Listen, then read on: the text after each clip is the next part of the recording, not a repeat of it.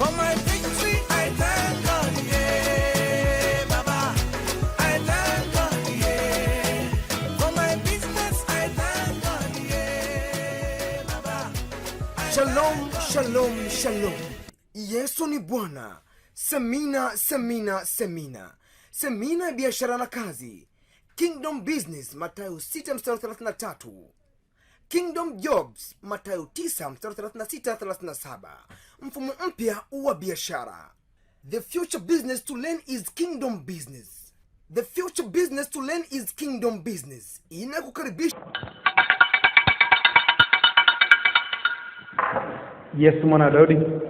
Yesu mwana Daudi. Yesu mwana Daudi.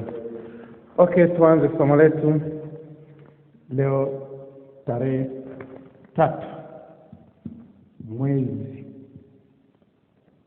wa 6 mwaka 2020. Somo letu la leo linasema nini? Kingdom by design. Kingdom by design. Kutengeneza ufalme. Kutengeneza ufalme. Namna gani unaweza kudesign ufalme wako? Namna gani unaweza kutengeneza himaya yako? Namna gani unaweza kutengeneza kambi yako? Namna gani unaweza kutengeneza himaya yako? Kingdom by design. Hivi vitu vyote duniani unavyoviona vilitengenezwa na Mungu. Alitupa nafasi na nguvu ya kuweza kutengeneza vitu.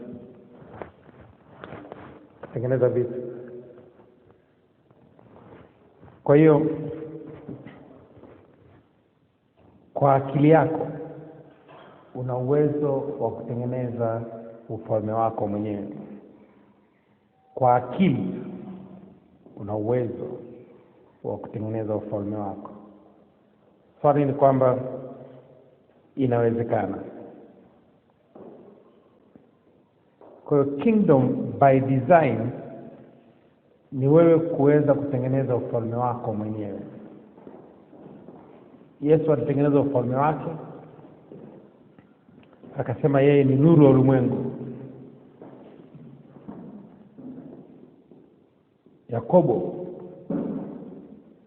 mwanaume mmoja na wanawake 4, wake zake 2 na wajakazi 2, akatengeneza taifa, akatengeneza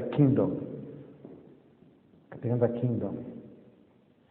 Nataka nikupe tafsiri ya kingdom ili kingdom maana yake nini? Kingdom ni watu. Kingdom is people. Mungu aliumba mbingu na nchi. Heaven, mbingu ni taifa. Nchi ni watu.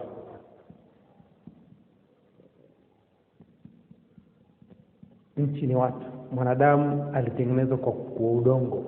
Nchi ni watu. Heaven ni taifa. Kwa Mungu aliumba taifa, na kila taifa akaweka watu. Kwa hiyo lazima ujue kabisa una uwezo wa kutengeneza kingdom yako, ukatengeneza watu wako, ukatengeneza wateja wako, ukatengeneza waumini wako, ukatengeneza wanafunzi wako kama jinsi Yesu alivyotengeneza wanafunzi wake, ukatengeneza watu wako. Yaani kazi iliyoko kubwa duniani ni wewe kutengeneza watu wako. Ni wewe kutengeneza watu wako. Hauwezi kuwa na maisha mazuri kama huna watu uliowatengeneza. Saidia watu wengine, sababisha watu wengine wanyanyuke, alafu ndio watakunyanyua wewe. Unanyanyua watu kwanza, alafu watu ndio watakunyanyua. Nikupe mfano mmoja mzuri. Pakiwa kuna watu 100 hapa, nina wanafunzi 100. Kila mwanafunzi nikampa chungwa, kipande kimoja cha chungwa.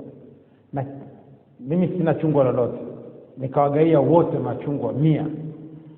Alafu kila mwanafunzi akanipa kipande cha chungwa, akakata katikati akanipa nusu. Nani amekula machungwa mengi? Kwa sababu niliwanyanyua. Niliwapa machungwa, alafu wakaniletea. Kila mmoja akanipa kipande. Hata wakinipa robo, nani amekula machungwa mengi? Ni mimi. Kwamba unanyanyua watu wengine kwanza, alafu ndio wale watu watakunyanyua. Wape watu vitu wanavyovihitaji, utapata kitu unachotaka. Nataka unisikilize kwa makini. Unawapa watu vitu wanavyovihitaji, wewe unatoa vitu unavyovitaka. Hiyo ni tofauti. Utampa mtu chakula, utampa mtu nguo, utampa mtu mahali pa kulala, lakini wewe Mungu atakupa magari, atakupa ndege, atakupa benki, atakupa miradi, makampuni, anakupa kitu unachotaka. Upate kitu unachokihitaji kama wao, kwa sababu tayari unacho, unapewa unachokitaka.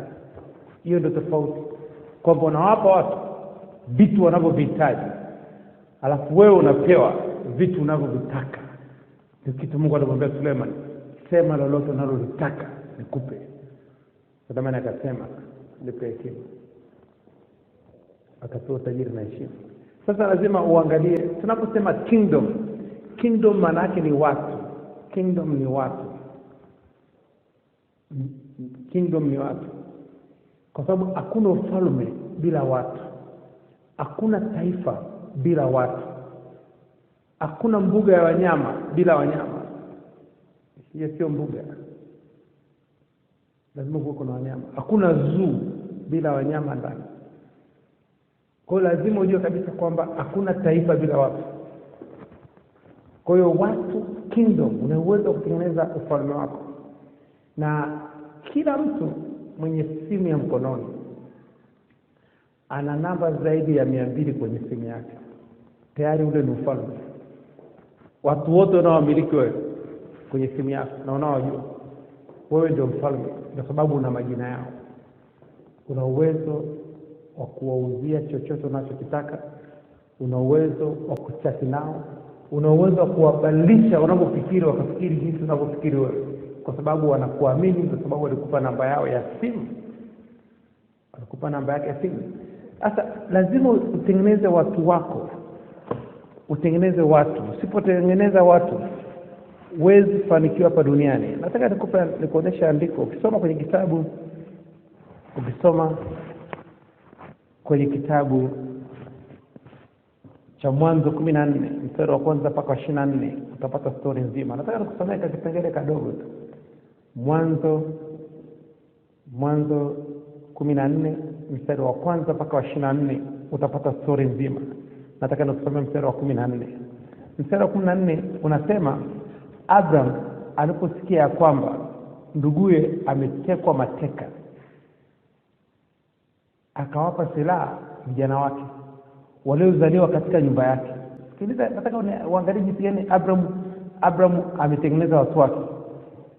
Nataka usikilize kwa makini kwenye hichi kipengele.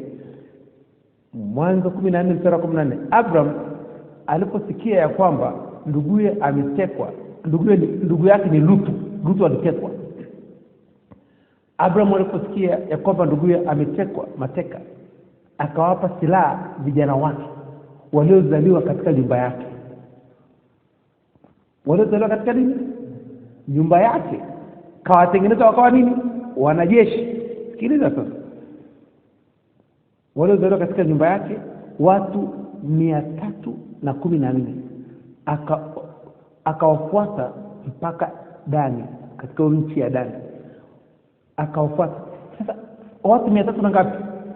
14 walizaliwa nyumbani kwake, akawafundisha kuwa wanajeshi. Aliwatengeneza wale watu. Ile ni kingdom yake.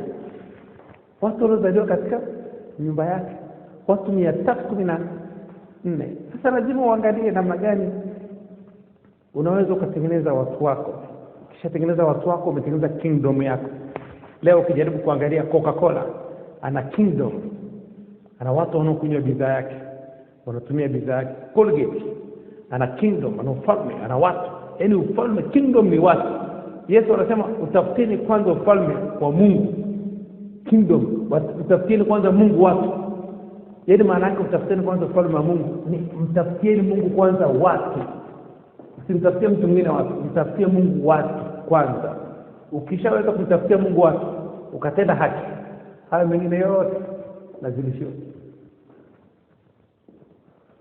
Mathayo 4:19, Yesu anawaambia kina Petro, nifuateni, nitawafanya kuwa wavuvi wa watu. Wamtafutie nani? Mungu watu. Ukisoma kwenye kitabu cha Yohana sura ya 12:32, nataka uangalie andiko kwa sababu ufalme ni watu. Ukisikia kingdom is people, kwa sababu hakuna ufalme bila watu. Yohana 12:32, Yohana 12:32, Yesu anasema nini? Nami nikiinuliwa juu ya nchi, nitawavuta wote kwangu. Nami nikiinuliwa, nitavuta nini? Wote kwangu. Atavuta watu wote waje kwa Mungu. Kwa sababu Mungu anahitaji ni watu, kwa sababu ile ufalme, hakuna ufalme kama hakuna watu. Hakuna biashara kama hakuna watu. Leo Marekani wamefunga biashara, watu wamekaa ndani. Kuna biashara? Hamna biashara, watu wamefungiwa ndani. Sasa lazima ukae chini uangalie, ujue maana ya ufalme nini. Ufalme ni watu, ni watu. Kwa sababu huwezi kuwa na ufalme, na huwezi kuwa na kingdom, ufalme bila watu. Huwezi kuwa na taifa bila watu. Huwezi kuwa na biashara bila watu. Kwa hiyo lazima utafutie Mungu watu kwanza. Yesu anakuja anasema nitawafanya kuwa wavuvi wa watu. Nikinyanyuliwa juu ya nchi, nitawavuta wote kuja kwangu. Na wewe unamwambia Mungu hivyo, Mungu kinyanyua juu ya nchi, nitavuta watu wote waje kwako. Nitawavuta watu wote waje kwako. Unamwambia maombi yako kwamba Mungu kinyanyua juu ya nchi. Unafanya agano na kuweka nadhiri na Mungu kwamba kinyanyua juu ya nchi nitaenda kuletea watu. Wakati Daudi ametenda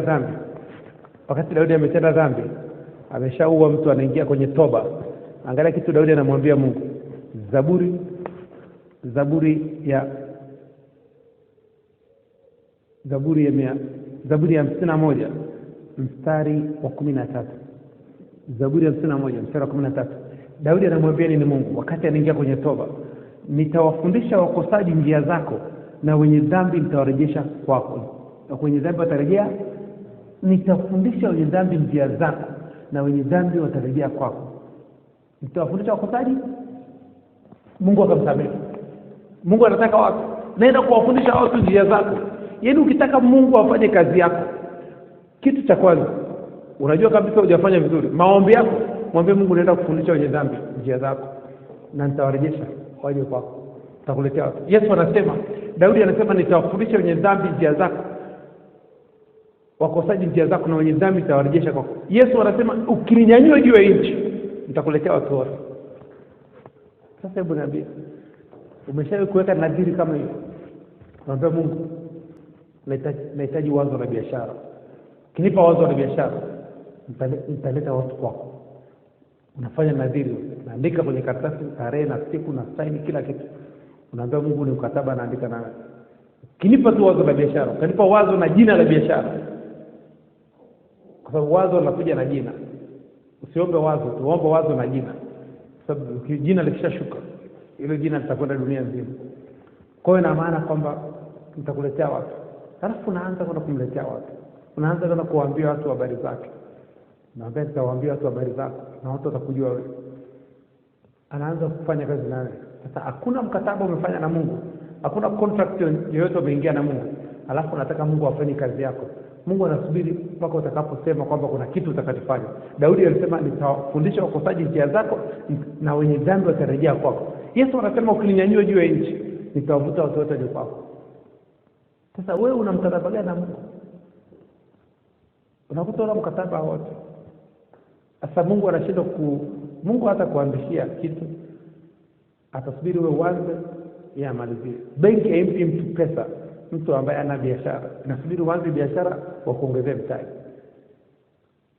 Yesu anataka kuongeza ile mikate. Aliwauliza mna nini? Kama walikuwa hamna kitu, asingeongeza kitu. Wakaambia kuna mtoto ana mikate, ana side 5 za mkate na samaki wawili. Akaambia lekea. Akaongeza. Lazaro yuko kaburini, akasema yuko wapi? Ambao ndio hilo jiwe. Jiwe liliondolewa, Lazaro akatoka. Kuna kitu lazima kifanyike, kuna kitu lazima kifanyike. Lile jiwe ndio lilileta uhai wa Lazaro. Lilipoondolewa, Lazaro akaonekana. Yaani kuna jiwe liko linazuia wewe usionekane. Ile jiwe lazima liondolewe. Kuna jiwe linazuia. Yesu aliwaambia ondoeni hilo jiwe. Yesu akugusa ile jiwe. Wala kugusa Lazaro. Tamka tu. Malaika wakamtoa kwenye shimo, kwenye pango. Kwamba kuna jiwe limewekwa mbele yako hauonekani. Hilo jiwe unakuta ni kubwa kama mlima Kilimanjaro. Ni kubwa. Uonekane. Kwa hiyo lazima ile jiwe liondolewe. Kwa hiyo lazima tuangalie ufalme wa Mungu nini? Kingdom by design. Unatengeneza ufalme wako. You can create your own kingdom. Leo tumwangalia David Oyedepo wa Winners Chapel, ametengeneza ufalme wake. Ana eneo la kilomita 100, kwa kilomita 100 imepigwa ukuta yote. Ana small little town, small little city, mji mdogo. Ile ni kingdom yake. Abraham naye alikuwa na kingdom hivyo. Kiangalia Israel, Yerusalemu ilikuwa imepigwa ukuta. Judea imepigwa ukuta. Samaria imepigwa ukuta. Kila mahali imepigwa ukuta. Bethlehem imepigwa ukuta. Ilikuwa ni kingdom za nini? Za watu wamepiga ukuta ili adui asiingie kwenye ufalme wake. Sasa leo hii na kule ndani ya kingdom kuna nini? Kuna watu. Ndani ya ufalme kuna watu. Kwamba lazima ukae chini uangalie. Ujerumani ya magharibi na mashariki ilikuwa imeweka ukuta. Wameweka ukuta. Hawa ni wakwetu, hawa ni wakwao. Kwamba lazima uangalie kwamba hakuna ufalme bila watu na hakuna biashara bila watu. Unachohitaji ni watu. Leo ukisema hauna pesa, swali ni kwamba kuna watu. Kuna watu ambao ukisema leo hii kuna kitu unauza, watanunua. Lazima utengeneze watu kwanza. Haya makanisa yote, vyama vya siasa vyote vinatengeneza nini? Watu. Hakuna watu, hakuna urais. Hakuna watu, hakuna kanisa. Sasa Yesu anasema mtafutieni Mungu watu kwanza. Ukimtafutia Mungu watu kwanza, Mungu atakupa chochote unachotaka. Kwa ufahamu, tutamshukuru Mungu kwa dakika chache, dakika moja, alafu tuendelee na somo letu. Linasema kingdom by design. With your mind you can create your own kingdom. Kwa akili yako tu unaweza kutengeneza ufalme wako mwenyewe. Kama unavyoona hiki sasa hivi mimi natengeneza ufalme wangu. Nafundisha mtu mmoja mmoja. I'm creating my own kingdom. Watu wanaoamini kile ninachoamini mimi. Unatengeneza watu wanaoamini kile unachokiamini wewe. Na kimefanya kazi kwenye maisha yao. I'm creating my own kingdom. Natengeneza ufalme wangu. Kama jinsi Yesu alivyomwambia Mungu, ukininyanyua juu ya nchi, tavuta watu wengi kuja kwako. Mimi nilimwambia Mungu, nitawafundisha wakosaji njia zako, na wenye dhambi watarejea kwako. Kwa sababu gani? Mimi ni mwenye dhambi. Kwamba nitafundisha wenye dhambi njia za Mungu. Yesu hakutenda dhambi. Yeye alimwambia ukininyanyua mimi, tafuta watu waje kwako. Hiyo ndio tofauti. Daudi alikuwa mwenye dhambi. Ameshaua, ameingia kwenye toba. Sasa yule mwenye dhambi anamwambia Mungu, nitakuletea watu. Mungu akisema utaletea watu. Mungu anaondoa zile dhambi. Anasema hakuna mtu aliyependeza moyo wangu kama wewe. Very simple. Lazima utafute njia ambayo ni shortcut.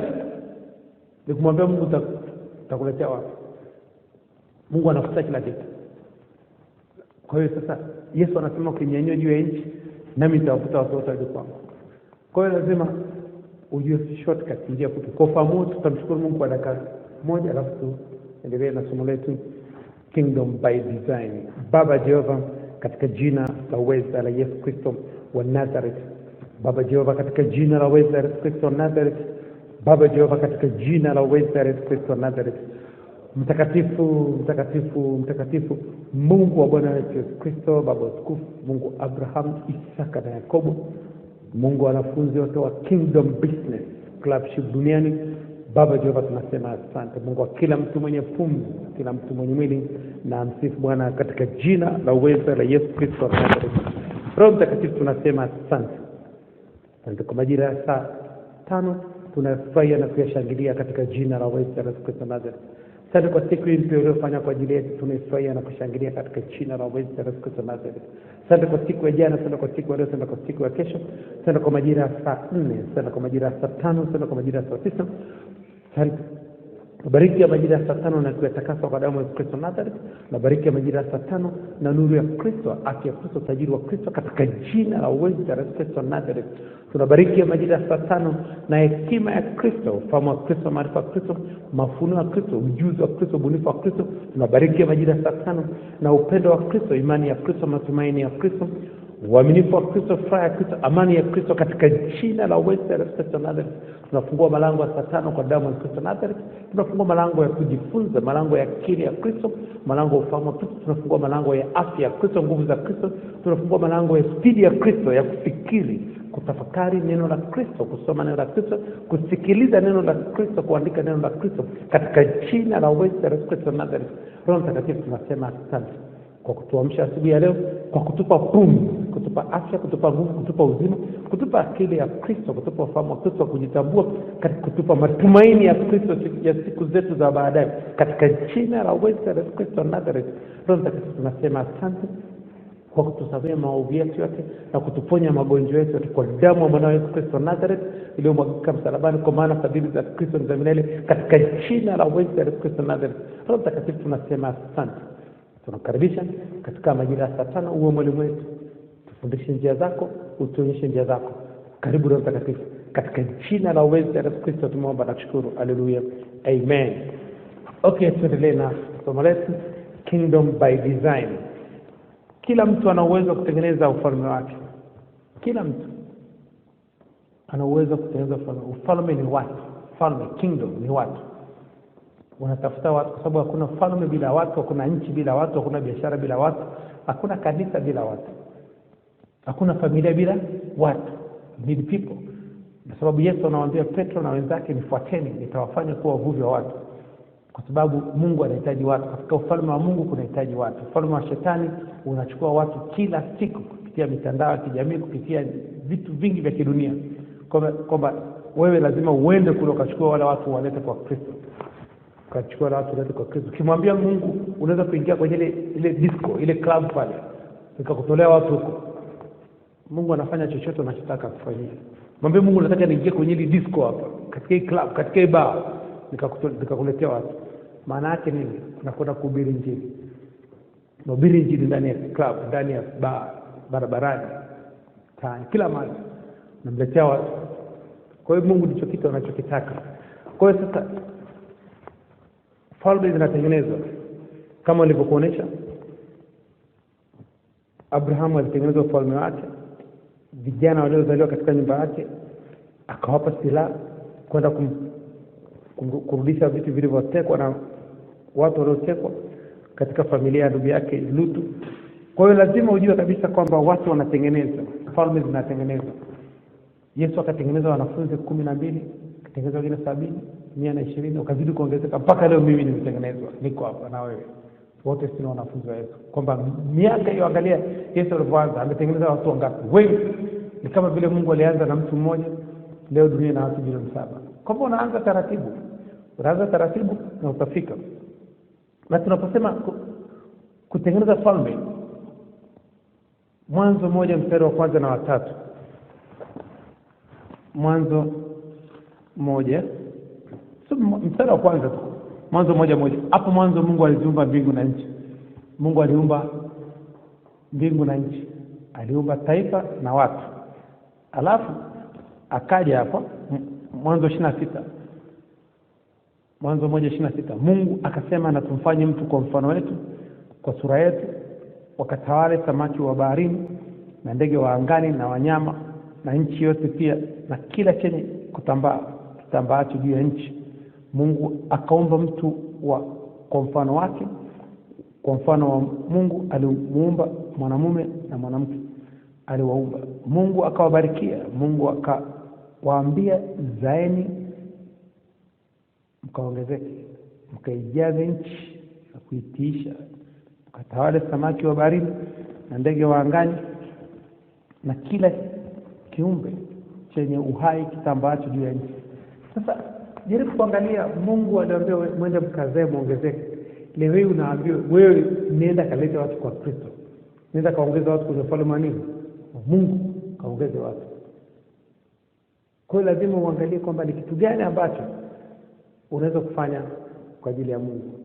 Mimi naweza, Biblia inasema vizuri sana, umpende Bwana Mungu wako, kwenye Luka sura ya 10, Luka 10:27. Kuna kitu nataka nikuonyesha hapa, tutakusaidia mbele ya safari. Luka 10:27, neno la Mungu linasema hivi: Yesu akajibu, mpende Bwana Mungu wako kwa moyo wako wote na kwa roho yako yote na kwa nguvu zako zote na kwa akili zako zote, na jirani yako kama nafsi yako. Angalia, na mtu ameweka hapo, mpende Mungu na upende watu. Upende Mungu na upende watu. Kuthibitisha kwamba unampenda Mungu, kuthibitisha kwamba unampenda Mungu. Nataka turudi kwenye Methali 16 mstari wa kwanza, Methali 16 mstari wa kwanza na watatu. Methali 16 mstari wa kwanza mpaka watatu. Maandalio ya moyo ni ya mwanadamu, bali jawabu la ulimi hutoka kwa Bwana. Njia zote za mtu ni safi machoni pake mwenyewe, bali Bwana huzipima roho za watu. Mkabidhi Bwana kazi zako na mawazo yako yatathibitika. Mkabidhi Bwana kazi zako na mawazo yako yatathibitika. Sasa mawazo yako kuthibitika kwamba unampenda Mungu na unapenda watu. Thibitisha unampenda Mungu na unapenda watu na muda wako. Nataka usikilize kwa makini. Thibitisha kwamba unampenda Mungu na unapenda watu. Kwa nini? Kwa muda wako, kwa matendo. Unatumia muda wako kufanya nini? Mungu amekupa muda ili uthibitishe kama unampenda. Ndio kazi ya muda. Nataka usikilize kwa makini sana. Mungu alimpa mwanadamu muda ili kuthibitisha kama unampenda. Mungu alimpa mwanadamu muda ili mwanadamu athibitishe kupitia muda wake kwamba anampenda Mungu. Methali 23:26, neno la Mungu linasema nini? Mwanangu, nipe moyo wako, macho yako yapendezwe na njia zangu. Mahali moyo wako ulipo ndipo muda wako ulipo. Mwanangu, nipe moyo wako. Thibitisha unamtumikia Mungu kwa muda wako. Thibitisha. Kama hakuna kitu unachofanya, thibitisha unampenda Mungu kwa muda wako, kwa kusoma neno la Mungu, kutafakari neno la Mungu, kuandika neno la Mungu, kwenda kwa watoto yatima, kuwasaidia kazi ya mikono, kutunza mazingira. Thibitisha kwamba unampenda Mungu, kwenda kuombea wagonjwa, kwenda kuhubiri injili barabarani, kwenda kwa wajane, kwa yatima. Thibitisha kwa muda wako kama unampenda Mungu. Sasa watu wengi wameshindwa kuthibitisha. Wanasema sina muda, niko busy sana. Nakumbuka kwenye kanisa nilikuwa na hudumu, nilikuwa na abudu, nilikuwa naenda barabarani kwa ajili ya kwenda kuleta watu kanisani. Matajiri wengi kwenye ile kanisa walikuwa wanatoa hela ya mafuta ya gari ninalotumia kwa ajili ya kwenda kufanya uinjilisti barabarani. Wanakwambia, wanapokupa ile pesa, wanakwambia sina muda, wewe chukua weka mafuta. Sina nini? Unamwambia Mungu hauna nini? Ameshakupa muda, hapo unamwambia una? Mimi siwezi kuacha kuchukua ile pesa kwa sababu ameshasema hana nini. Utakuja kuulizwa, nilikupa muda, ulifanyia nini na muda wako? Mungu atakuuliza ulitoa shilingi ngapi. Mungu atakuuliza ulitoa shilingi ngapi kanisani, ulitoa sadaka kiasi gani, ulisaidia watu wangapi na pesa zako. Mungu atakuuliza ulitoa muda wako kwa watu wangapi. Yesu hakumpaga mtu pesa. Yesu alitoa muda wake kuponya watu, kufundisha watu, kuhubiria watu, kufufua watu. Na kitu Yesu alifanya, alitoa muda. Swala sio pesa. Utaulizwa ulitoa shilingi ngapi. Hakuna hesabu ya pesa mbinguni. Mbinguni kuna hesabu ya muda, ni masaa mangapi ulitoa kwa ajili ya Mungu. Sasa thibitisha kwamba ulikuwa unampenda Mungu kwa muda wako. Ukisoma kwenye kitabu cha waraka wa kwanza wa Yohana sura ya 5 mstari wa 18, waraka wa kwanza wa Yohana sura ya 3 mstari wa 18, neno la Mungu linasema nini? Waraka wa kwanza wa Yohana sura ya 3 mstari wa 18, neno la Mungu linasema, watoto wadogo tusipende kwa neno wala kwa ulimi, bali kwa tendo na kweli. Watoto wadogo tusipende kwa neno, tusipende kwa maneno wala kwa ulimi kunena kwa lugha, bali kwa tendo na kweli, kwa matendo na kweli. Thibitisha muda wako kama unapenda Mungu. Thibitisha.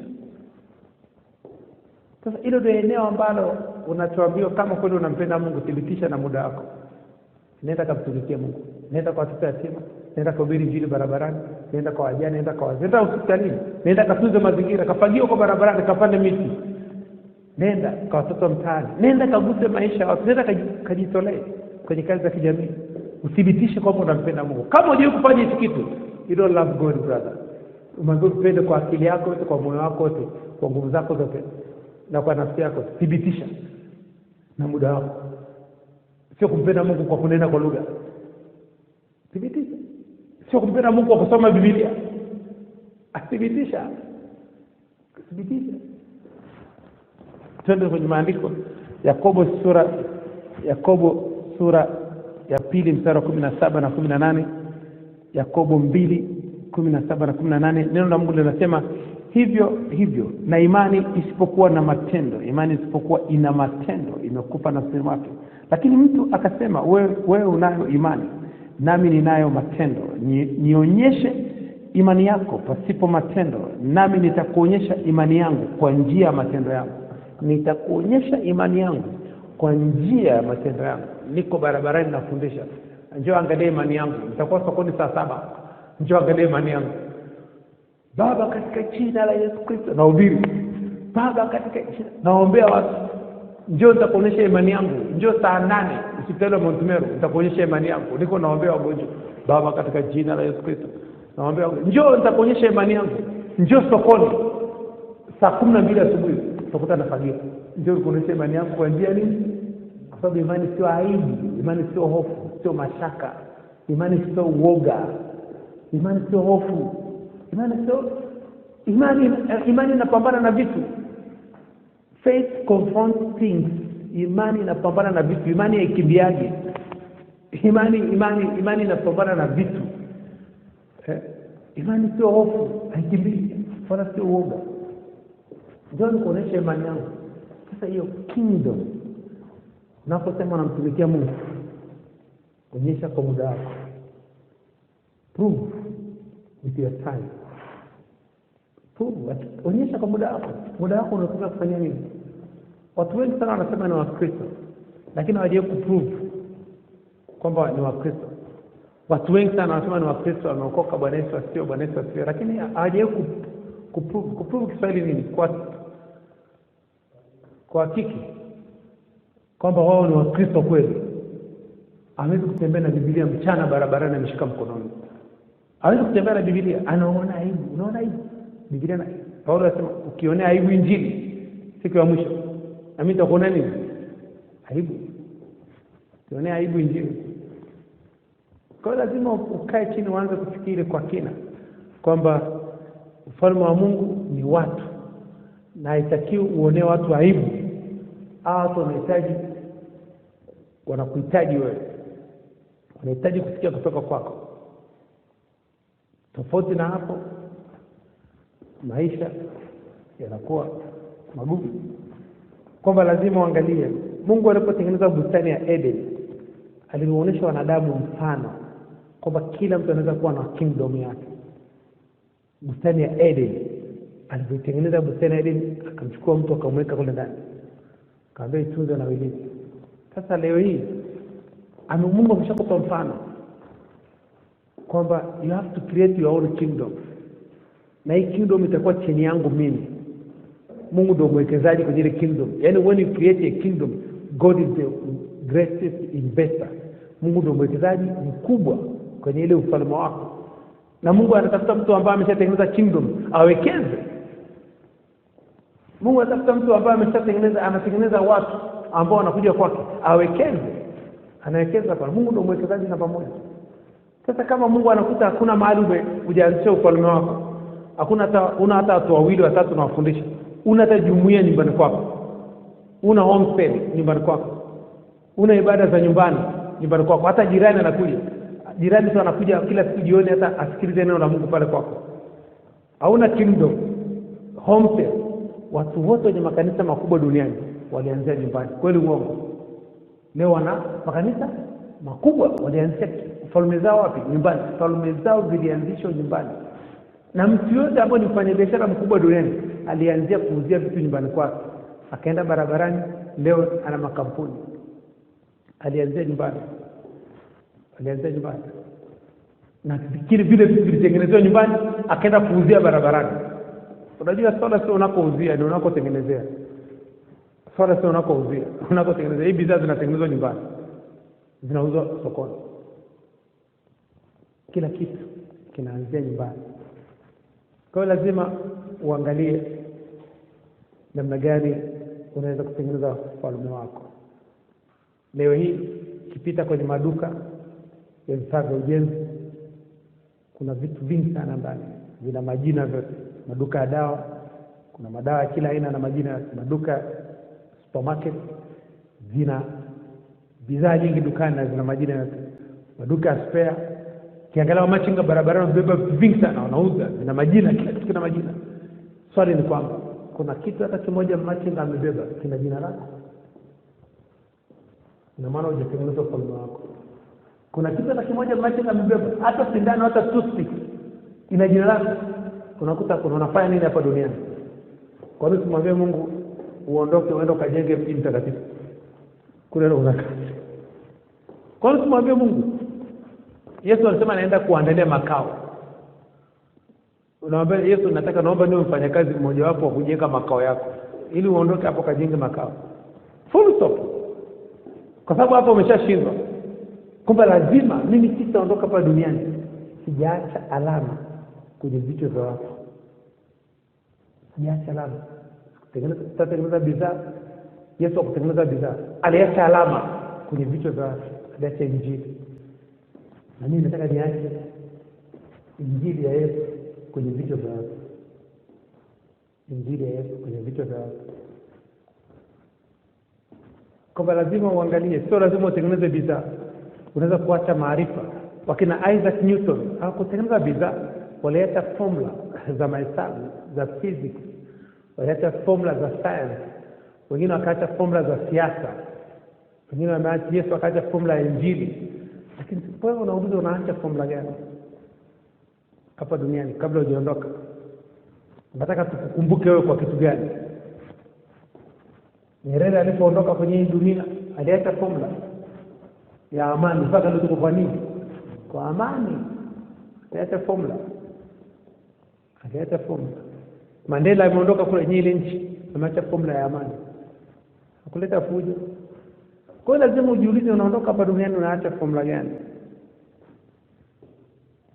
Mimi nataka niache formula ya muda. Namna gani mtu anaweza kutumia muda wake vizuri? Hilo ndio agano langu mimi, kwamba mimi ni sauti ya muda. I am the voice of time. Mimi nasaidia watu kukomboa muda wao. Mimi ni sauti, kama vile Yohana Mbatizaji anasema, mimi ni sauti ile yao nyikani. Mimi ni sauti ya muda. I am the voice of time. Tatamka muda wote, nitaongea kwa niaba ya muda. Na Yohana Mbatizaji aliongea kwa niaba ya Yesu. Sasa jiulize leo hii hapa duniani, wewe unaongea kwa niaba ya nani? Ongea kwa niaba ya nani? Unaongea kwa niaba, tafuta ongea kwa niaba ya mazingira, ongea kwa niaba ya watoto yatima, ongea kwa niaba ya kitu fulani. Ongea kwa niaba ya kitu fulani ambacho wewe unaongea habari ya mazingira. Ongea kwa niaba ya vijana, namna gani vijana wanaweza kuwa na tabia nzuri. Kuempower vijana katika maarifa. Kwa hiyo lazima uwe sauti ya kitu fulani. Nasikia kuna NGO zinafunguliwa zinaitwa sauti ya mkulima, sauti ya wanyonge, sauti sio ya nini. Sasa wewe ni sauti ya nani? Kwa sababu katika ufalme kunatakiwa kuwa kuna mtu mwenye sauti. Kwenye ufalme kuna mtu mwenye sauti. Leo ukiangalia rais wa nchi ni sauti ya Watanzania. Ni sauti ya Watanzania. Chochote kitakachotokea, yeye ndio atatangaza corona imeisha. Yeye ndio atatangaza corona imeisha. Yeye ndio sauti ya Watanzania. Akisema yeye ndio sauti ya Watanzania, yeye ndio sauti ya nini? Ya mwisho. Rais akisema ndio sauti ya mwisho. Kwa hiyo lazima ujiulize wewe ni sauti ya kitu gani? Kitu gani? Kiangalia Bill Gates ni sauti ya technology. Akisema kitu fulani watu wanafuata. Kiangalia Google ni sauti ya technology. Kiangalia WhatsApp sauti ya technology. Sauti ya habari. Lazima uangalie kwamba wewe ni sauti ya kitu gani. Kwenye ufalme kunatakiwa mtu mwenye sauti. With your mindset you can create your own world, your own kingdom. Kwa akili yako tu una uwezo kutengeneza ufalme wako mwenyewe. Kwa akili yako. Yesu akasema mimi ni nuru ya ulimwengu. Kisha tengeneza ufalme wako. Create your own online kingdom. Unatengeneza ufalme wako katika njia ya mtandao. Kama vile Facebook. Katengeneza ufalme wako kwenye njia kupitia njia ya mtandao. Ana kampuni yake ya Facebook anatengeneza pesa. Google anatengeneza ufalme wake kupitia njia ya mtandao. Search engine ya Google, YouTube anatengeneza ufalme wake kupitia njia ya mtandao. Sasa hivi technology imesha kurahisishia. Unaweza kutengeneza ufalme wako kupitia smartphone yako. Ukawa na watu wa kutosha ambao wanasikiliza habari zako, unawafundisha neno la Mungu, unawafundisha biashara, unawafundisha swala la mazingira. Ngoja nikwambie kitu kimoja. Mpaka utakapoanza kumtumikia Mungu kwa moyo wako wote, kwa moyo wako kwa degree 360 na ukamtumikia Mungu kwa masaa 24 ndio utafanikiwa. Umtumikie Mungu kwa moyo wako wote degree 360. Kuna watu wako kwenye degree 3, degree 4. Hujafika mahali popote. Degree 360 na moyo wako unamtumikia Mungu na kwa akili yako masaa 24 unamtumikia Mungu. Ina maana gani kusema hivyo? Watu wengi wanajua kumtumikia Mungu ni kuhubiri madhabahuni. Kumtumikia Mungu ni kupenda watu, kutenda haki. Ni kumcha Mungu na kutenda haki. Kumtumikia Mungu. Kumcha Mungu ndio kupenda. Kumpenda Mungu, kupenda watu na kutenda haki. Mawazo yako yote, muda wote unapokaa unafikiri mambo ya Mungu, unafikiria mambo ya ufalme wa Mungu. Uko ndio kumtumikia Mungu masaa 24 na moyo wako unamtumikia Mungu degree 360, kwamba kila unachofikiri, unachokiongea kinampendeza Mungu. Ukiwa unaongea na watu, unaongea kitu ambacho kinampendeza Mungu. Kinampendeza Mungu. Uko ndio kumtumikia Mungu. Chochote kile unachokifanya ni kile kitu ambacho kinampendeza. Una biashara, au uibii serikali, au uibii wateja, au uibii umeme, au uibii maji, au usemi uongo, kila kitu kinamtumikia Mungu. Kila kitu kwenye biashara yako ni mtumishi wa Mungu. Uko ndio kumtumikia Mungu. Lakini kama unafanya njia za kona, unakosa kodi ya serikali, unaibia wateja, unasema uongo, unadhulumu watu, hamtumiki Mungu. Unatumikia ulimwengu mwingine. Kwamba lazima utengeneze ufalme wako wa kutenda haki. This is the kingdom of righteousness. Ufalme wa kutenda haki. Tengeneza ufalme wako wa upendo. Kama nitapenda watu na nitampenda Mungu. Tengeneza ufalme wako wa amani. Utakuwa na amani na watu wote. Kila mtu atakuwa na amani, kwa sababu watu ndio ufalme. Utakuwa na amani na watu wote. Tengeneza ufalme wako wa kupenda watu, kupenda ndugu zako, kupenda familia yako, kupenda mke wako, kupenda kila mtu kwenye familia yako. Tengeneza ufalme wako wa upendo. Kwa sababu ufalme ni watu. Hakuna ufalme kama hakuna watu. Hakuna familia bila watu. Hakuna biashara bila watu. Hakuna taifa bila watu. Kwa hiyo lazima uangalie serikali ya Tanzania, Mheshimiwa Rais alisema watu wazae. Kwa sababu hakuna taifa bila nini? Naambia zaeni. Kiangalia makanisani wanawaambia vijana waoe. Unajua kwa nini wanawaambia vijana waoe? Kwa sababu baada ya miezi 6 wale vijana wanakuja mtoto analetwa kanisani ameshazaliwa, anakuja kupewa jina. Tayari ameshakuwa muumini wa ile kanisa. Kuwa na kanisa bila Sunday school hauna kanisa. Kuwa na mbuzi kama una vile vitoto vya mbuzi Mbalelo hauna mbuzi. Kuwa na ng'ombe kama una ndama hauna ng'ombe. Kwamba wanatengeneza ufalme, wanahubiri watu waoane ili watengeneze ufalme wazaani. Tuko pamoja? Kwa hiyo lazima uwe makini. Lakini kuna kosa linafanyika, baada wachungaji waende barabarani, waende wakalete watu kwa Kristo, wanawaambia vijana waoane ili wazaani wajaze kanisa. Ile umeshakosea. Yaani baada kwenda barabarani mchungaji akawaambia watu habari ya Kristo, anaambia vijana wafanye nini? Ile tunaita automatic church growth. Automatic church growth. Yaani ni ukuzaji wa kanisa. Yaani kanisa linajikuza lenyewe kwa njia ya kuleta watoto. Kwa hiyo lazima uwe makini kwamba unataka kutengeneza ufalme wa Mungu kwa staili gani. Kwa hiyo unaweza kutengeneza ufalme wa Mungu kwa upendo, kutenda haki, amani na kila mtu, kwa uaminifu, kuwa mpole, kuwa mtu mwema, kuwa na nidhamu. Tuko pamoja? Hivyo vitu vyote unatengeneza navyo ufalme wa Mungu. Unatengeneza ufalme wako. Kuna watu ambao unasikia mtu anakuambia yule bwana ana hekima, yule bwana ana akili, ametengeneza ufalme wake. Watu wanajua ana akili. Kama Suleiman katengeneza ufalme wake. Watu wanajua wote Suleiman ana hekima. Ana hekima. Na kwa nini Mungu alipa Suleiman hekima? Suleiman hakuanza kutafuta hekima baada ya kuomba Mungu. Na ni Mungu ndiye alipa Suleiman hekima, sio Suleiman alimuomba Mungu hekima. Biblia haisemi hivyo. Mungu alimwambia Suleiman omba hekima. Suleiman alipewa majibu. Alipewa nini? Majibu, alipewa omba hekima. Ni kama vile umelala kwenye ndoto hivi. Unasikia Joshua nikupatie nini? Lakini anayejibu ni wewe, lakini sio wewe umelala. Unasikia sauti yako. Umeelewa? Kwamba anayejibu ndio Mtakatifu. Roho Mtakatifu anamwambia Suleiman sema hekima. Akapewa hekima. Yaani Roho Mtakatifu alijibu kwa niaba ya Suleiman. Aliposema vile akapewa. Kwa hiyo kila mtu akamwona Suleiman ana nini? Ana hekima. Akatengeneza ufalme wake wa kujulikana kama mtu mwenye hekima. Na kweli hekima yake inaonekana ya uongozi. Yakobo alitengeneza ufalme wake. Yesu akatengeneza ufalme wake. Na mfanya biashara yote, kwa lugha nyingine tunasema business empire. Yaani ukiondoa neno kingdom unaandika business empire. Yaani empire nini? Kiswahili. Hatimaye ya biashara ya mtu. Tutasaidia baadaye.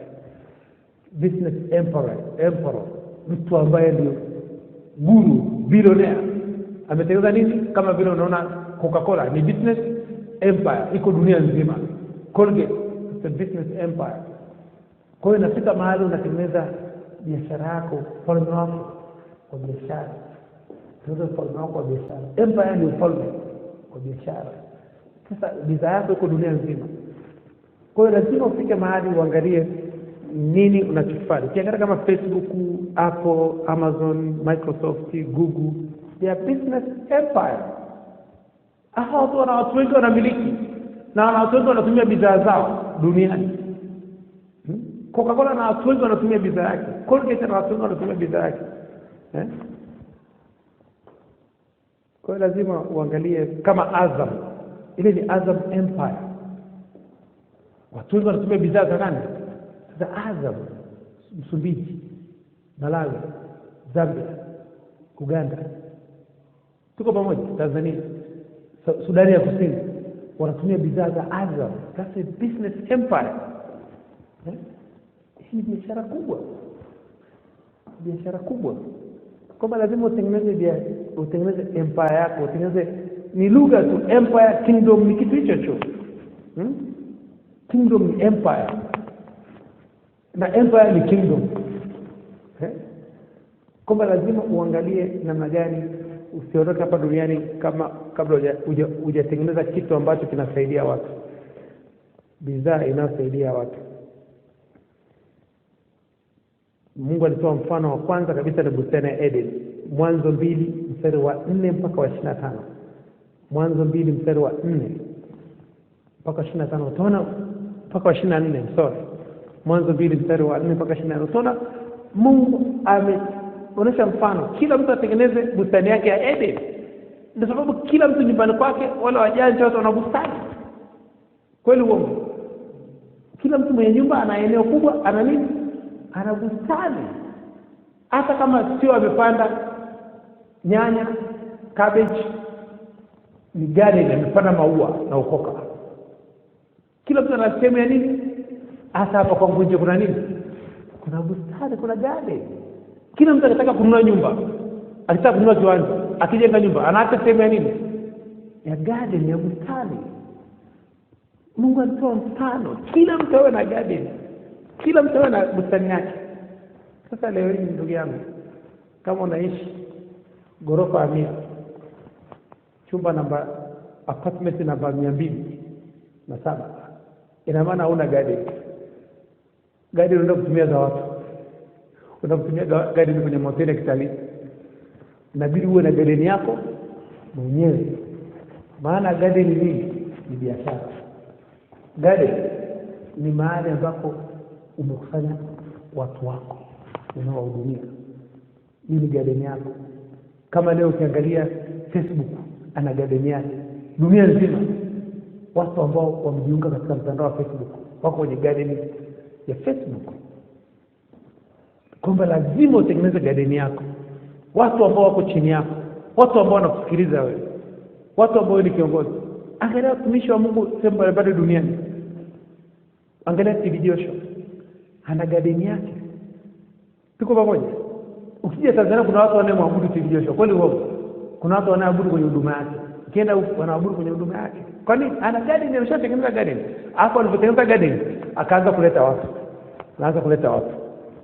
Mungu alitengeneza garden, akamtoa Adam huko alipokuwa, akamleta kwenye bustani nini? Ya garden. Sasa swali ni kwamba garden ndio kingdom, ndio ufalme. Tengeneza ufalme, anza kuleta mtu mmoja. Sisi tumetengeneza ufalme wetu. Ufalme unaitwa Kingdom Business Clubship. Tunaleta mtu mmoja. Hata wewe ni mtu mmoja katika watu ambao wameingia kwenye garden ya nini? Ya Kingdom Business. Wengine wako kwenye mitandao. Wote wanaosikiliza kwenye mitandao, baada ya siku kutengeneza Kingdom Business Clubship. Sasa tunaanza kuleta nini? Watu. Unatengeneza website, unatengeneza blog, alafu unaanza kuwapa watu link. Kweli uongo? Sasa unafungua account ya YouTube. Ukishafungua unaanza kuingiza watu, unaanza kuleta watu, unawapa watu link, unaambia jamani angalieni kwenye channel yangu. Na sababu kila kwenye Facebook kwenye internet, kwenye YouTube, ukiangalia video yote utaona kuna kidole kinakuja kinakwambia subscribe, click the bell, like. Wanakwambia ingia, wanakwambia ingia kwenye ufalme, ili kila siku tukituma kitu kipya, tukiweka kitu kipya ufanye nini? Upate. Na kweli ukiwa katika ufalme, habari yote mpya itakayokuja utafanya nini? Utaipata. Wanakwambia subscribe, wanakwambia like, wanakwambia ring the bell, gonga kengele pale, ili ukigonga kengele umeshaingia kwenye ufalme, ili taarifa zote zitakazotumwa unazipata. Sasa ile ni ufalme. YouTube channel ni ufalme. Tengeneza YouTube channel yako, tengeneza Facebook yako, tengeneza group lako la WhatsApp. Wape habari zako, wape habari za Kristo, wape habari za biashara, wape habari za kilimo, za mazingira, habari za ndoa. Fundisha watu. Sasa kama na teknolojia imekuja kurahisisha, au utafundisha watu katika kijiji chako tu, utafundisha dunia. Teknolojia imekuja kurahisisha. Mungu atakuuliza, au kuwa na internet? Ulikuwa unajua kuna internet? Ndio. Kuna WhatsApp? Ndio. Kuna Facebook? Ndio. Yote ni mali yangu. Ile ikwenda kule kwa sababu ya matumizi mengine. Yule muongo akabadilisha akatumia kwa matumizi mengine, pia wewe ulikuwa unaweza kutumia kwa matumizi ya kwangu mimi. ulikuwa na uwezo kutumia internet kwa matumizi yangu mimi. Kwa nini ukutumia? Ndio sababu mimi kila siku asubuhi ninapoamka, nikishamaliza saa 10 nikiamka, nikishamaliza maombi saa 12 naanza kupost Biblia, nasoma Biblia kwa mwaka. Kwa dakika 30 kila siku na topic natuma. Kila siku kama najua kuna mtu mmoja yuko mahali fulani duniani anasoma ile Biblia kupitia njia ya Facebook. Sasa jiulize, una smartphone, unaweka bando kila siku, hakuna kitu cha Mungu unachofanya ile siku. Hebu jiulize, hakuna kitu cha Mungu unachofanya. Hele imetumika, muda umetumika, alafu naenda Jumapili kanisani. Unataka Mungu afanye nini? Mungu anakuuliza. Masaa yote kwenye smartphone unaongea mambo ya siasa. Una chat. Unakuja na nipo lisali moja tu kanisani. Alafu unataka mimi nifanye mambo yako. Mungu anaanza kupambana na hali yako. Pambana na nini? Anakuambia masaa yote wewe Jumatatu mpaka Jumamosi unapambana na mambo yako. Una smartphone, unaweka bando kila siku, unaweka hela kila siku. Hakuna kitu hata kimoja ile smartphone yako inanifanyia mimi. Biblia inasema kila kitu ni mtumishi wa nani? Ile simu yako haitumiki ufalme wangu mimi. Simu yako inatumikia ufalme mwingine. Alafu leo Jumapili leo unataka nije nikupe hela kuweka vocha. Nikupe hela kununua bando. Mungu anakwambia tumia akili yako. Pambana na maisha yako, pambana na hali yako mwenyewe. Full stop. Kwa sababu kila kitu ni mtumishi wa Mungu. Hichi kitu hapa kinamtumikia Mungu. Hii kalamu hapa naye tumia namtumikia Mungu. Sema naandika na hapa maandiko. Hii kalamu hapa haiandikagi mambo ya siasa. Haiandikagi mambo ya mpira. Haiandikagi mambo ya mtaani. Hii kalamu inaandikaga scriptures. Maandiko tu kama ninavyoandika kila siku kwenye ubao. Na hii kalamu ikishaisha inatunzwa. Hii ni anointing pen, ilikuwa inamtumikia Mungu. Hii kalamu ilikuwa mtumishi wa nani? Hizi kalamu tunazo ndoo 2. Akija mtu anaumwa hapa, wala siandiki na maombi. Na muongoza sala ya toba na beshika zile kalamu pale. Anaweka mkono tu, bum, anapata uponyaji wake. This is anointing pen. Hakufanya kazi nyingine. Hakufanya kazi nyingine tofauti na Mungu. Kwa hiyo lazima ujue kabisa kwamba kila kitu ni mtumishi wa Mungu. Hakika kila unachokifanya kinamtumikia Mungu. Bado dakika 4 tumalize. Kwa hiyo nataka tuangalie ni kwamba namna gani unaweza kutengeneza ufalme. Unatengeneza ufalme wa Mungu. Ukitengeneza ufalme ambao unamhusu Mungu, Mungu anawekeza. Mungu anatafuta mtu ambaye ni kama vile mtu mwenye pembejeo. Anatafuta mtu mwenye shamba. Amkopeshe pembejeo. Tuko pamoja? Amkopeshe mbegu, amkopeshe dawa, amkopeshe mbolea. Akishavuna amuuzie. Na Mungu ndivyo hivyo. Anakwambia anaangalia mtu ambaye amefungua bustani yake, anataka kulima, anakwambia yule mkulima, mpandaji atapewa nini? Mbegu. Mpandaji anapewa pembejeo. Lakini yule anayekula anapewa mkate. Yule anayepanda anapewa pembejeo. Yeye ana garden. Lakini yule mlaji anapewa mkate, anapewa chakula. Anakuta chakula kimeshapikwa, anakula, anaondoka, jioni anasikia tena njaa. Kwa hiyo lazima ujitofautishe na mwenye garden ambaye Yesu anasema babangu ni mwenye garden, yeye ndo mkulima. Babake mkulima yeye ni. Sasa lazima ukae chini ujiulize unatumiaje muda wako. Ninachotaka tu ni kwamba ukisema unampenda Mungu, hakiki na muda wako. Prove with your time. Ukisema unampenda Mungu, hakikisha na nini? Usiseme kwamba unampenda Mungu, useme wewe ni Mkristo wakati muda wako unatumia kwenye sehemu nyingine. Useme wewe ni Mkristo. Ukishasema wewe ni Mkristo, ina maana unamtumikia Mungu. Sasa wewe unasema ni Mkristo na unamtumikia Mungu, muda wako umepeleka sehemu nyingine. Prove with your time. Hakiki na muda wako. Kama kwani unamtumikia Mungu, onyesha kwenye muda wako. Yaani kwenye muda wako lazima kuonyesha kwa unamtumikia Mungu. Leo hii mtu akija kwangu mimi, nikimwambia mimi ni mtumishi wa Mungu, nina approve na muda wangu vitu ninavyofanya, na approve na hakika naonyesha na muda. Ndio pale kwenye Yakobo 2:17-18 anasema ndivyo hivyo na imani isipokuwa ina matendo imekufa nafsini mwake. Lakini mtu atasema wewe unayo imani nami ninayo matendo, nionyeshe imani yako pasipo matendo nami nitakuonyesha imani yangu kwa njia matendo yako. Onyesha kwamba wewe ni Mkristo kupitia muda wako.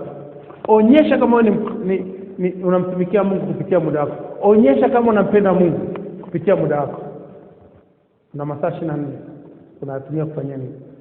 Huwezi kaa kijiweni ukasoma magazeti, ukakaa kwenye mtandao na chati, ukakaa kwenye TV, kwenye magazeti unaangalia movie, ukasema wewe ni Mkristo, ukasema unamtumikia Mungu.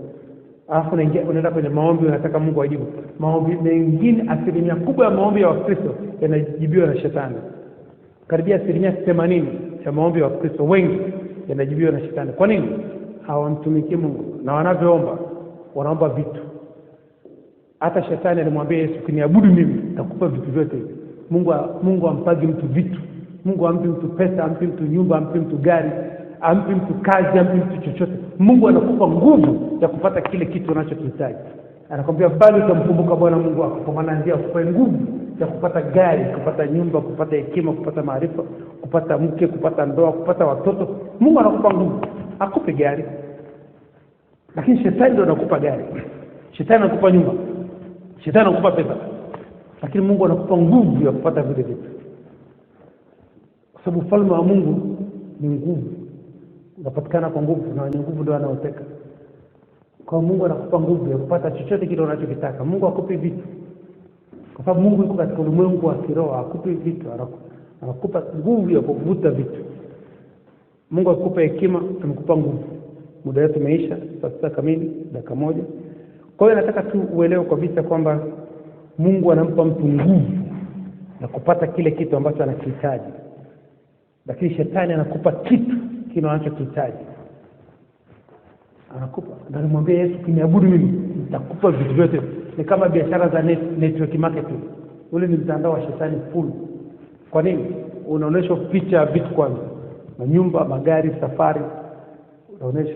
Alafu sasa umtumikie tena Mungu. Kazi yako ni kwenda kusema uongo. Mtumikie Mungu hapo, useme uongo tu. Ile kazi inapingiza kwenye moto moja kwa moja. Ni kusema uongo tu. Ule ni mtandao wa shetani full. Kwa hiyo lazima ukae chini, kuangalia unachokifanya kinampendeza Mungu, fanya. Kama kimpendeza Mungu acha. Ndio sababu tunaposema kumtumikia Mungu degree 360. Moyo wako unamtumikia Mungu degree 360. Na unamtumikia Mungu kwa muda wako masaa 24. Ni mawazo yako kwa Mungu muda wote. Mawazo yako ni kujenga ufalme wa Mungu, kutenda haki, kuwa na amani na watu wote, kuwa na upendo, kumwomba Mungu akupe hekima kwa ajili ya kutatua matatizo ya watu, kumtumikia Mungu. Kila biashara unayofanya, kazi unafanya, unajiuliza, kwa mfano hii biashara unayofanya, kama ni Mungu alikuwa anafanya, angelifanya kama wewe? Hapana. Kama wewe mwanamke unayeishi naye, kama ni Mungu alikuwa anaishi na wewe mwanamke, angelikuwa anaishi naye kama? Hapana. Kama ni watoto unaishi nao, kama ni Mungu alikuwa anaishi nao watoto, Mungu angeliishi nao kama? Hapana. Kama hiyo kazi unafanya, mtu umeajiriwa, kama ni Mungu alikuwa anafanya kazi, angelifanya kama? Hapana. Ukishakumbuka ni hapana, badilika. Push to change. Sukuma mabadiliko. Mabadiliko yanakuja kwa nguvu. You have to push. Push for change. You have to push. Nasukuma mabadiliko. Mabadiliko hayaji kirahisi. Ufalme wa Mungu unapatikana kwa nguvu. Unasukuma mabadiliko yatokee. Kwa hiyo lazima uangalie ni eneo gani ambalo hafanyi vizuri. Nehemia alitoka akaenda kule Juda. Yaani mimi nitoke hapa niende Mwanza, nikamtumikie Mungu Mwanza. Watu wa Mwanza walifanya mimi kuwa mfalme wa Mwanza, governor. Wanafanya kuwa mkuu wa mkoa wa Mwanza. Na sio mimi, sio mtu wa kule. Ukienda kutumikia Mungu mahali popote, Mungu atakutukuza hapo hapo. Hapo hapo kwenye nchi. Maamua kwenda Mwanza, kaenda kutunza mazingira. Ardhi ya watu wa Mwanza watakuthaminisha. Hapo watakunyanyua juu kwa sababu umetunza mazingira. Soma Nehemia 4:14. Kusoma Nehemia 2:17-19 na Nehemia 4:14. Tunaona Nehemia alifanya kuwa governor baada ya kumtumikia Mungu kule Juda. akawa gavana wa Juda. Kwa hiyo lazima uangalie namna gani unaweza kufanya kitu ambacho kinamhusu Mungu na uonyeshe kwamba unafanya hicho kitu. Mungu anasema, mwanangu, nipe moyo wako. Umpe Mungu moyo wako, kwa sababu kimpa moyo wako na muda wako ndiko mahali ulipo. Tofauti na hapo maisha ni magumu. Tumesema ufalme wa Mungu, ufalme ni watu. Na Yesu aliposema utafuteni kwanza ufalme wa Mungu, anasema mleteni Mungu kwanza watu, mtafutieni Mungu kwanza watu. Usitafute pesa, mtafutie Mungu watu. Na ukatenda haki, haya mengine yote utazidishiwa. Tafutie Mungu watu. Hakuna ufalme bila watu. Mungu anahitaji watu. Mungu hataki hata nafsi moja ipotee. Anakwambia kuliko upate ulimwengu wote lakini nafsi yako fanya nini? Uipoteze. Ina maana nafsi moja ina thamani kubwa kuliko nini? Ulimwengu wote. Ndio maana kuliko upate ulimwengu wote, upate kila kitu kwenye dunia lakini nafsi yako umeipoteza. Kwa hiyo nafsi moja tu ina thamani kubwa kuliko dunia nzima hii. Kwamba lazima you have to push for change. Ukisoma kwenye kitabu cha Matendo ya Mitume 17:26 mpaka 28 utaona jinsi Mungu aliumba mbingu na nchi, alafu akaweka watu, akaweka mipaka, akaweka na nyakati. Akaweka mbingu na akaumba mataifa, akaweka mipaka na nyakati na watu. Kwamba kuna muda, kuna watu na kuna mipaka. Kwamba hawa ni Wakenya watakaa hapa na muda wao ni huu, hawa ni Watanzania watakaa hapa na muda wao ni huu. Lazima ujue hilo kwamba muda, uhakikishe kwamba kuonesha kwamba unamtumikia Mungu, lazima uoneshe kupitia muda wako. Usipoweza kuonyesha kupitia muda wako, hakuna kitu. Kwa sababu ukisikia neno customer care au customer service ni kutafuta watu. Customer care, customer service ni kutafuta watu. Kujali watu na kuhudumia watu. Unahudumia watu vizuri, unawajali watu. Unawakamata watu, unakamata mioyo yao. Wanabaki kwako, wanakuwa wateja wako. Kwa hiyo lazima ujitahidi sana uhudumie watu vizuri, uwajali watu ili wabaki kwako, waje tena kesho, wanunue tena vitu kwako. Na kumbuka formula ya maisha ni kutoa kwanza ndio uweze kupokea. Mungu alimtoa Yesu kwanza ili aweze kutupata sisi. Ni kutoa kwanza. Sasa asilimia kubwa watu wanataka kupokea kabla hawajatoa. Na ndio sababu wanakuwa maskini. Maskini anataka kupokea kabla hajatoa. Kwa sababu mkono wa maskini ananyoosha, anataka apewe. Lakini mkono wa tajiri, mkono wa maskini uko chini, wa tajiri uko juu. Ule mkono unayetoa ndio unayebarikiwa, sio unayepokea.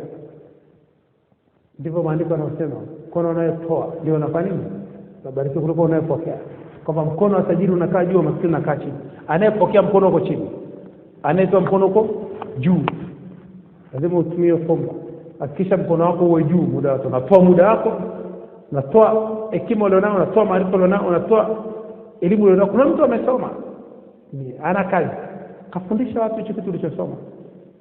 Kuna mtu ana taaluma pale, kafundisha watu wengine. Usitaki ulipwe, toa kwanza.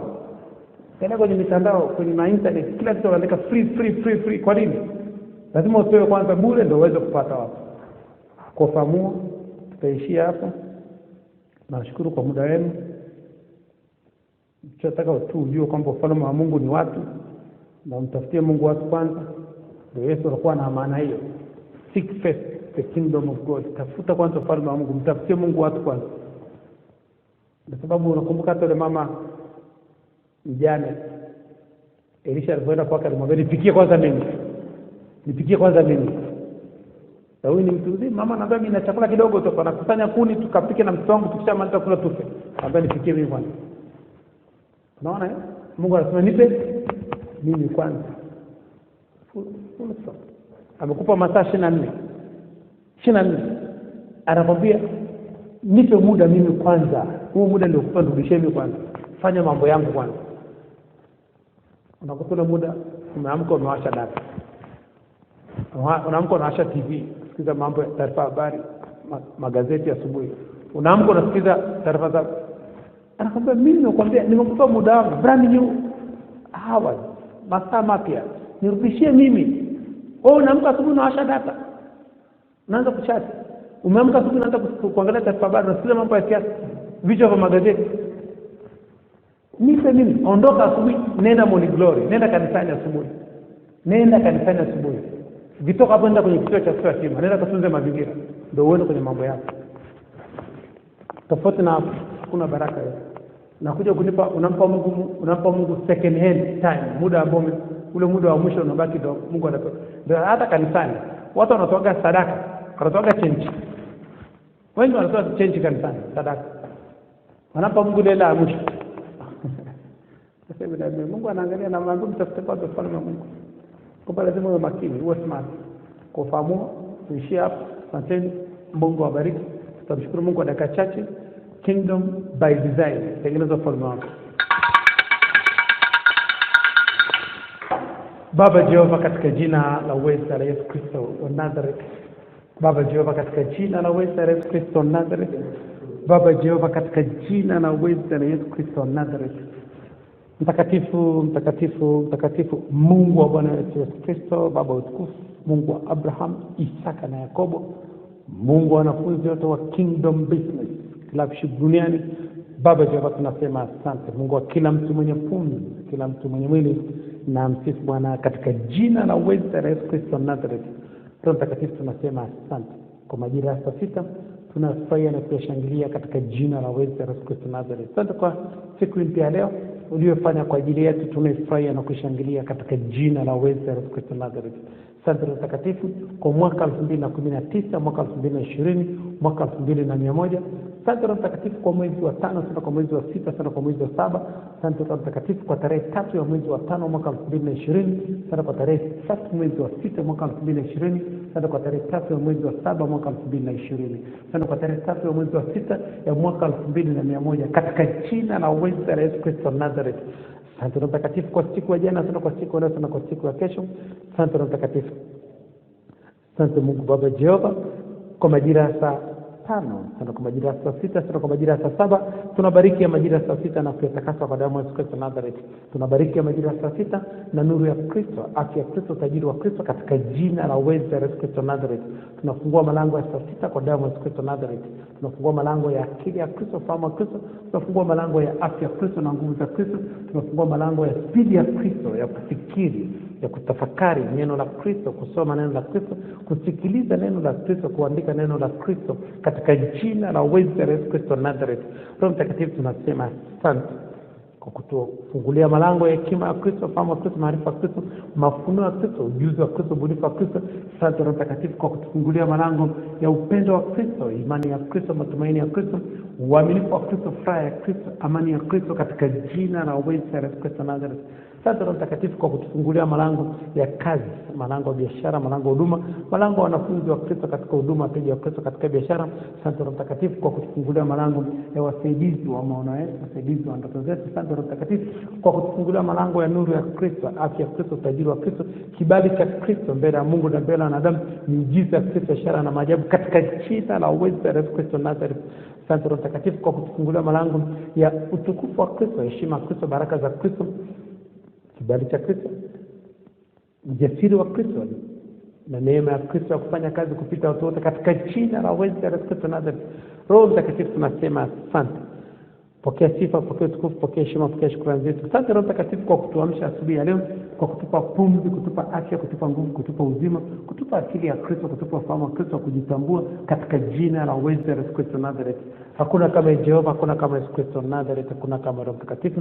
Wewe ndio Mungu wa miungu, Baba wa baba, mfalme wa wafalme. Wewe ndio mwanzo na mwisho. Roho Mtakatifu ndio Mungu uliyefanya mbingu na nchi kwa fahamu zako, kwa hekima yako, kwa maarifa yako. Roho Mtakatifu ndio Mungu uliyetandaza nchi juu ya maji. Roho Mtakatifu ndio Mungu uliyefanya mianga mikubwa, jua litawale mchana, mwezi na nyota zitawale usiku. Roho Mtakatifu ndio Mungu uliyevusha na Waisraeli katika bahari ya Shamu. Roho Mtakatifu ndio Mungu uliyeigawa bahari ya Shamu. Roho Mtakatifu ndio Mungu uliongoza wana wa Israeli jangwani, ukakipa kila kiumbe chakula chake. Roho Mtakatifu ndio Mungu ulioua wazaliwa wa kwanza wa Misri kwa ufalme mashauri. Roho Mtakatifu ndio Mungu uliyesema na ewe nuru, na ewe nuru katika jina la uweza la Yesu Kristo Nazareth. Roho Mtakatifu ndio Mungu uliyemwongoza Yesu Kristo Nazareth jangwani kwa siku 40, akafunga usiku na mchana, akajaribiwa na Ibilisi, akashinda majaribu yote kwa kishindo katika jina la uweza la Yesu Kristo Nazareth. Roho Mtakatifu, wewe ndio Mungu uliomfufua Yesu Kristo Nazareth kutoka katika wafu, katika jina la uweza la Yesu Kristo Nazareth. Roho Mtakatifu ndio Mungu uliyetusamea maovu yetu yote, ukatuponya na magonjwa yetu yote kwa damu ya Kristo Nazareth. Roho Mtakatifu ndio Mungu uliyetusamea madeni yetu yote ya kiroho na ya kimwili kwa damu ya Kristo Nazareth. Roho Mtakatifu ndio Mungu uliyetufunika kwa damu ya Kristo, uliyetuwekea ulinzi, ukatokea kinga dhidi ya magonjwa yote ya maambukizi kutoka China, kutoka Marekani, kutoka Misri, kutoka pande zote za dunia kwa damu ya Kristo Nazareth. Roho Mtakatifu ndio Mungu uliyetokea uzio wa moto kwa damu ya Kristo Nazareth, kwa maana fadhili za Kristo za milele, katika jina la uweza la Yesu Kristo Nazareth. Roho Mtakatifu tunasema asante. Pokea sifa, pokea utukufu, pokea heshima, pokea shukrani zetu. Asante Roho Mtakatifu kwa kujibu maombi yetu. Tunaamini na tunapokea katika jina la uweza la Yesu Kristo Nazareth. Roho Mtakatifu ninasema asante kwa ajili ya watumishi wako walioko mahali hapa na wanaotusikiliza kupitia njia ya mtandao. Neno lako linasema abarikiwe yeye asomaye na kusikiliza maneno ya unabii huu na kuyashika aliyoandikwa humo, kwa maana wakati karibu. Roho Mtakatifu, watumishi wako walioko mahali hapa na nao tusikiliza kupitia njia mtandao wametoa muda wao kusikiliza neno lako, kusoma neno lako, kuandika neno lako.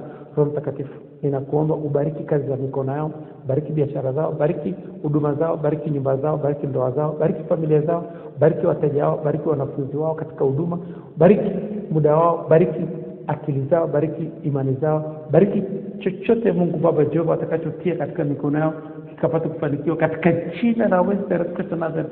Roho Mtakatifu, waongezee imani ya kuhamisha milima, waongezee imani ya kuhamisha vitu katika jina la Yesu Kristo Nazareth. Roho Mtakatifu, wape akili ya Kristo ya kutengeneza falme zao wenyewe katika jina la Yesu Kristo Nazareth. Roho Mtakatifu, wape akili ya Kristo ya kufungua makampuni, kufungua biashara, kufanya huduma, kuleta watu kwa Kristo katika jina la Yesu Kristo Nazareth. Roho Mtakatifu, wape neema ya kuvuta watu waje kwa Kristo, wape neema ya kuleta watu kwa Kristo katika jina la Yesu Kristo Nazareth. Roho Mtakatifu, tunasema asante. Wape neema ya Mathayo 6:33 katika jina la Yesu Kristo Nazareth. Roho Mtakatifu, wape neema ya Kumbukumbu la Torati 8:18 katika jina la Yesu Kristo Nazareth. Roho Mtakatifu, tunasema asante. Pokea sifa, pokea utukufu, pokea heshima, pokea shukrani zetu. Roho Mtakatifu, tunakuja mbele yako, tunasema asante kwa kujibu maombi yetu. Tumeamini na tumepokea katika jina la Yesu Kristo Nazareth. Roho Mtakatifu, tunakukaribisha katika majira ya saa 6 uwe mwalimu wetu, upate kutufundisha, upate kutuongoza katika njia yetu pasaya kuendea, utufundishe njia zako, utuonyeshe njia zako katika jina la Yesu Kristo Nazareth. Utupe akili ya Kristo, tupate ufahamu wa Kristo, utupe akili ya Kristo, tutengeneze ufalme wa Kristo katika jina la Yesu Kristo Nazareth. Utupe akili ya Kristo, tujenge ufalme wa Kristo katika jina la Yesu Kristo Nazareth. Utupe akili ya Kristo, tutafute kwanza ufalme wa Mungu na haki yake, na mengine yote tutazidishiwa. Utupe akili ya Kristo, tupate akili ya Kristo ya kukomboa wakati, kwa maana zamani hizi ni za uovu. Utupe akili ya Kristo, tupate akili ya Kristo ya kutumikia Mungu, kufanya kazi ya Yesu, kazi ya Adam na kazi ya Injili katika jina la Yesu Kristo Nazareth. Roho Mtakatifu, tunasema asante kwa kujibu maombi yetu. Tumeamini na tumepokea katika jina la Yesu Kristo Nazareth. Asante Roho Mtakatifu, kwa majira ya saa 6 tunakaribisha tena uwe mwalimu wetu. Tufundishe njia zako, utuonyeshe njia zako. Karibu Roho Mtakatifu, katika jina la Yesu Kristo tumeomba na kushukuru. Haleluya. Amen. Tena kwenye sala toba dakika moja tutasema Yesu mwana Daudi mara 3, nikisema jina langu Billy Mush na kusema jina lako. Turudia maneno. Yesu mwana Daudi, Yesu mwana Daudi, Yesu mwana Daudi. Mimi Billy Mush. Naomba nirehemu, naomba nirehemu, naomba nirehemu. Unisamee makosa yangu yote, unisamee dhambi zangu zote, unisamee maovu yangu yote, uniponye na magonjwa yangu yote, unisafishe kwa damu yako takatifu. Kuanzia leo ninakiri nimekuwa kiumbe kipya, ya kale yamepita. Futa jina langu kwenye kitabu cha mauti, andika jina langu kwenye kitabu cha uzima. Asante Mungu kwa kunipenda.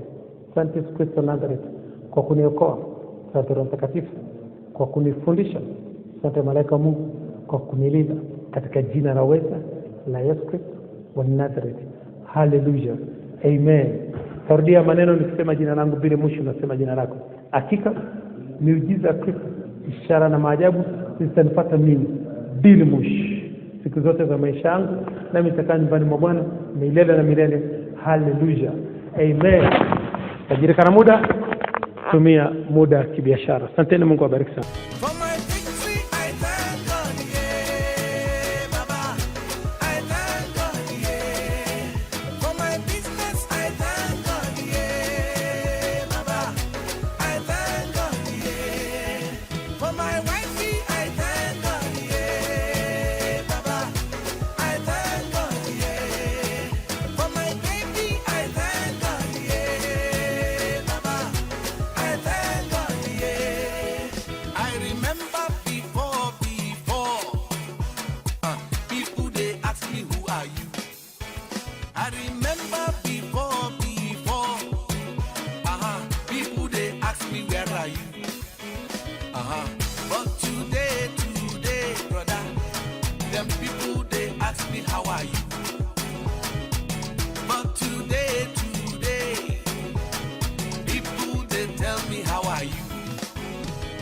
promotion, I thank God, yeah, Baba. I thank God, yeah. For my visas, I thank God, yeah, Baba. I thank God, yeah. For my